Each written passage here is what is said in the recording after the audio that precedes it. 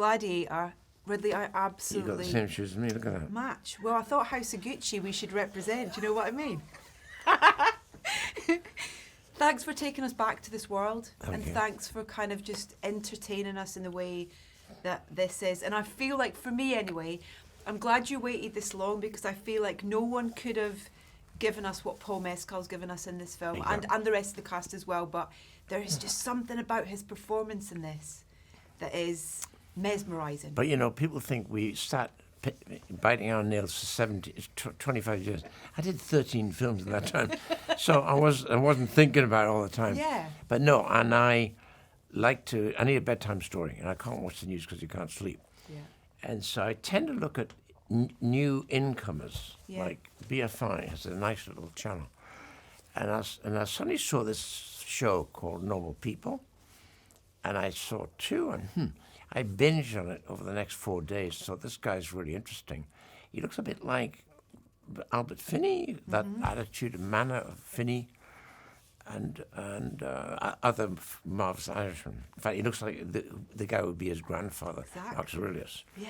And then the Roman knows. I thought, and this was coming at a moment where we're heading towards. We think we have a script. Yeah. That's how it happened. Wow. Because there's an essence of so much in there as well, and I love how he's a very different character from Russell's character. Sure. And I wondered how much you encourage the actors to, and that's the whole point of bringing people like him and a Denzel in, to really play with these characters and almost accentuate the tone, I guess, in a way that's in the script already. Yeah, well, it's catch-22.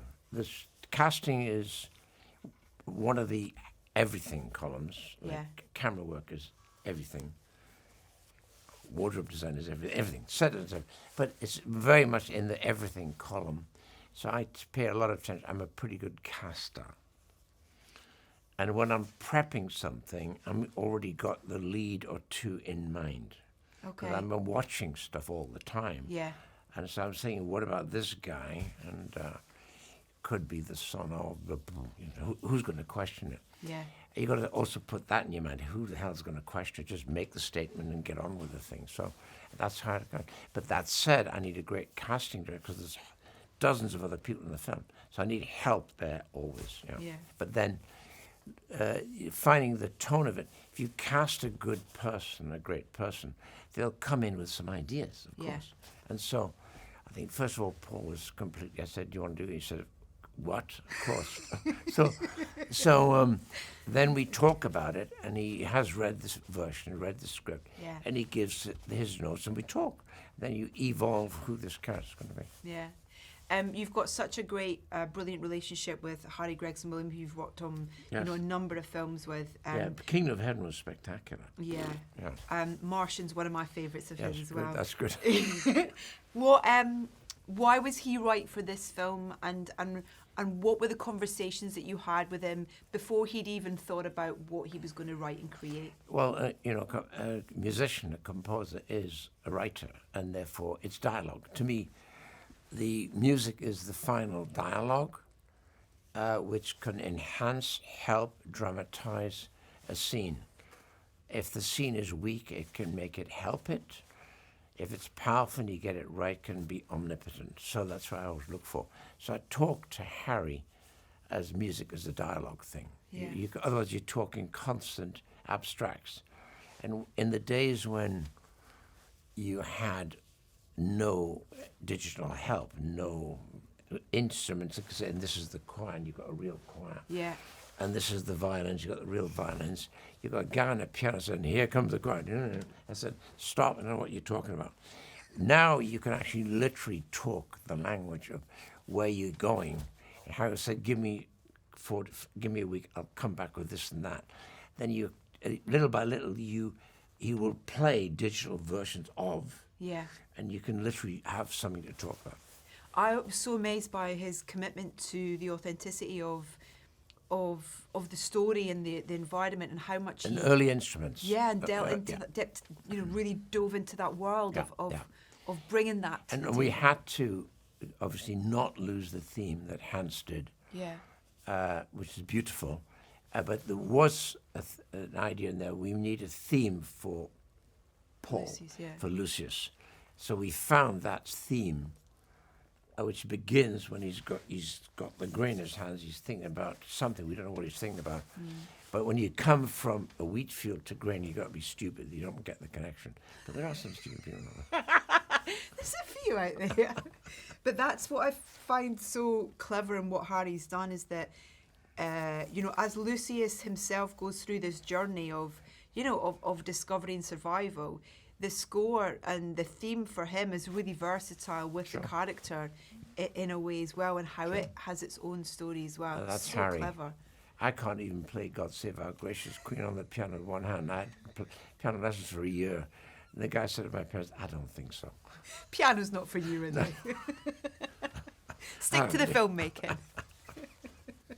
But that's the thing. I think that when that conversation comes together, where Harry's bringing, that language of music, and you're bringing the language of emotion and story to it, and you meet to talk about it. But I live, and I shoot for music. I know we're going to have something on here, because I think, who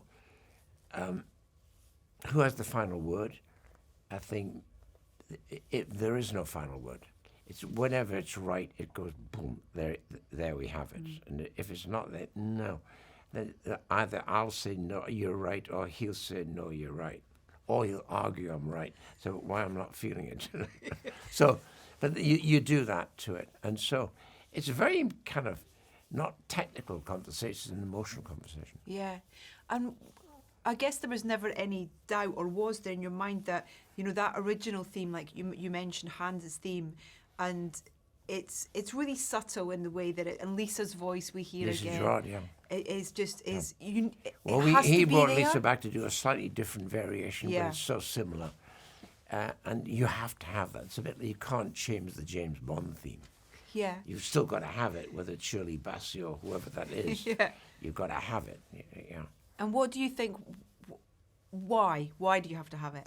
Well, it's if it's loved or endorsed or appreciated, people need to have that reminder. As soon as they hear the first few bars, they know where they are. So that's why we begin on what Hans once said to me, what do you want the music? I said, I want 1,000 years of DNA. He went, okay. No. But then he comes up with 1,000 years of DNA, which starts off with the flute way back there, and it's the evolution of the soul of the blood of the emperors, who were mothers, all of them. Even Marcus Aurelius was in deep regret. I think his writings, philosophy started to come out as he ended his life because of his deep regret of what he'd done. Those 4 notes are just... Are you a musician? No. Oh. I like you, I feel it, but yeah, I mean, surely that Thank told you God I was for that. not a musician. But just, it's amazing how 4 notes can have that impact on you, isn't it? Sure, sure. It's absolutely incredible. What do you love about telling stories at this scale? You have that intimacy, but you also have, the Colosseum scenes. I mean, you built that. That's kind of real set. It's a real environment. I like intimate films hiding in an epic envelope. Is that good? Like that. Yeah, there you go. It's like a good So Christmas I present. can't help epic. Thelma and Louise was epic. Yeah. And they said, why is it so grand? I said, because it's the last journey. It's an odyssey. Are you kidding me? They didn't know that was happening because I'm a camera operator. So I was the only camera on that. So when you're doing it, you're painting with the images. You can't discuss that. Yeah. With a thespian, they won't know what the fuck you're talking about. So, beep.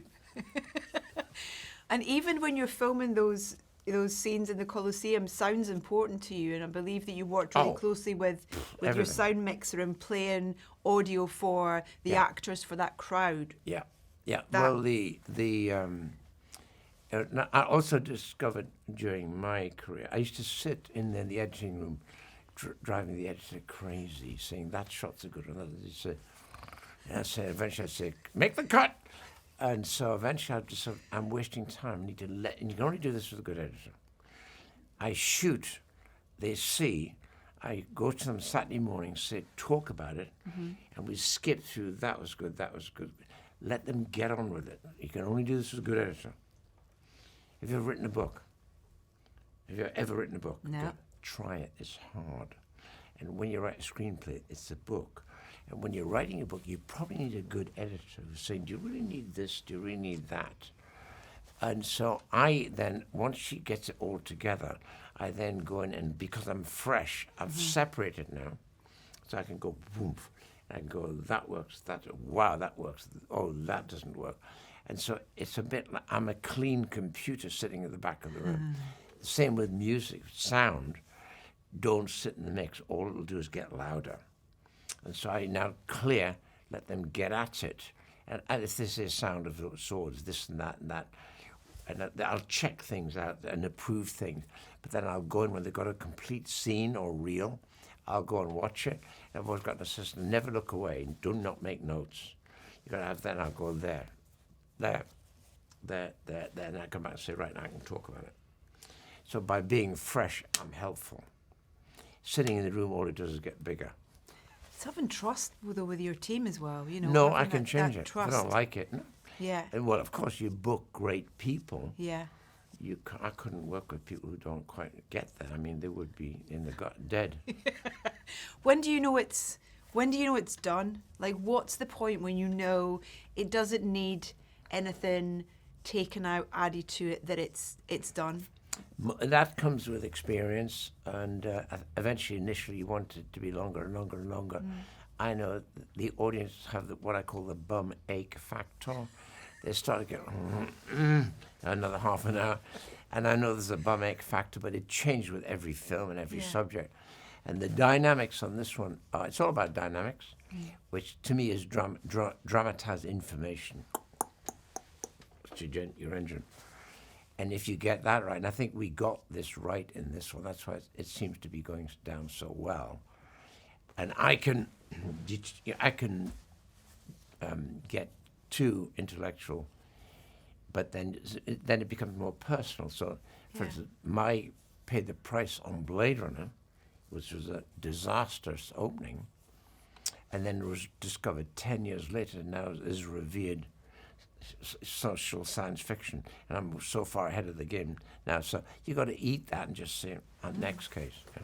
Well, it's that thing where you've got kind of, you believe in your conviction. You've made the thing you want to make, and that's it. That's all the best you can do. Yeah, conviction's a strong word, but you kind of want that.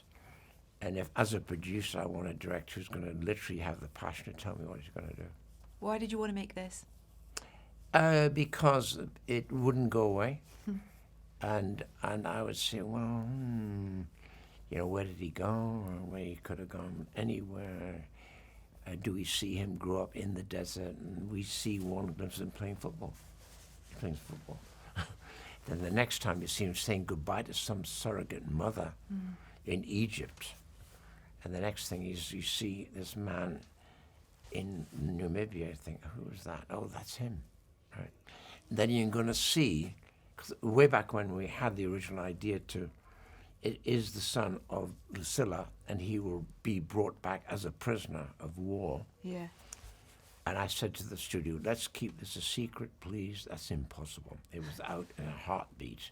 As soon as I cast it, was completely all over the place. And so then it really becomes about the journey. So how did this journey happen? So then we could instigate really great flashback when Russell Crowe is carried off on a shield post-death. And Lucilla watches her son walk after the man that he doesn't know is his father yet. She says, Lucius, come. And they run off to the side and they go and see Lucius in a stable being told to ride away. So that one half was the original, the other bit is new. Yeah. It was cool doing that. Yeah. I've got to mention before we wrap Denzel Washington in this as well. Oh, I mean, the joy and the fun he's having in this role, yes. It just pours out of the screen. Even the way he kind of, he swans about in his cape. He loves the silk. He loves it. It's with the rings and all of it. He loves the silk. Oh, just again, going back but to that. Denzel always finds the way. And Denzel is, as one of the best actors out there. I think he's his detail on when he's doing something in a scene. I say, his greatest thing he did, he shot Idris Elba in the head. So Idris saying, "What, are you going to shoot me right in front of all these people?" Boom, and he does. Then he goes back and says, "Right," and he sits down and has his breakfast. That's great.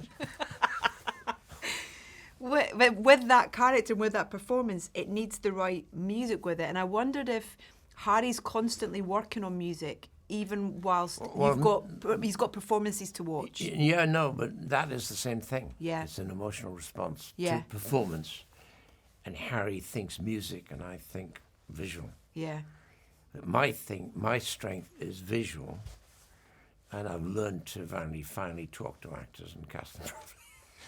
But the visual, who said a picture's worth 1,000 words? Was that Hitchcock? Somebody said a picture's worth 1,000 words. It's not quite true, but sometimes the picture is more important than the word. Sometimes the word is more important than the picture. When you get a union, then you have perfection. Yeah, it's like a kind of chemical reaction. Well, I think Lean was very good at that. Yeah. Lean was a very, very strong visual mind. Yeah. That tends to be my strength. Last thing, when you hear that original theme that we talked about earlier, how does it make you feel? Yeah, I kind of get vaguely emotional. Hate to admit that. I love that, as you should, because it's a powerful piece of music, and I'm glad that it's embedded within this wonderful score that Harry's made. There's an E minor, E flat, or something. There's a note that affects your emotion. You know that. You Radiohead use it all the time. I use it all. That's how you can tell. Yes. Congratulations, Ridley, once again. It's joyful to sit in a cinema and watch you tell us stories. So long may it continue. Thank you so much. Thank you. Thank you very much.